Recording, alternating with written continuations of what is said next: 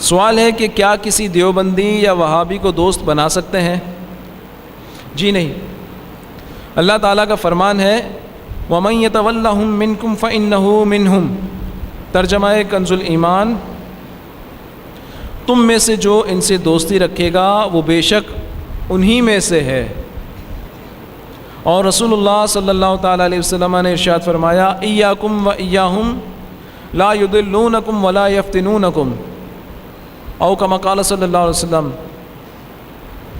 تم انہیں اپنے سے دور کرو اور ان سے بچے رہو، نہ وہ تمہیں فتنے میں ڈالیں نہ تم ان کے فتنے میں پڑو۔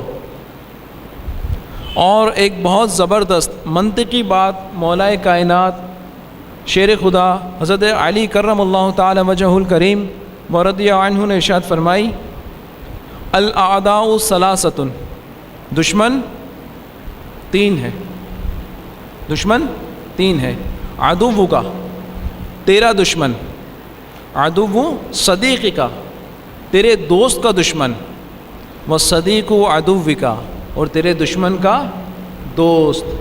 تو دوست کا دشمن جب دشمن ہوتا ہے تو دشمن کا دوست بھی دشمن ہوتا ہے، دشمن کا جو دوست ہے وہ بھی دشمن ہوتا ہے۔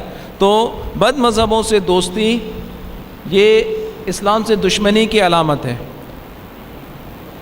امام اہل سنت بد مذہبوں سے جان بوجھ کر ملنے والوں سے متعلق فرمایا کہ یہ حرام ہے، اور بد مذہب ہو جانے کا اندیشہ کامل، اور دوستانہ ہو تو دین کے لیے زہر قاتل۔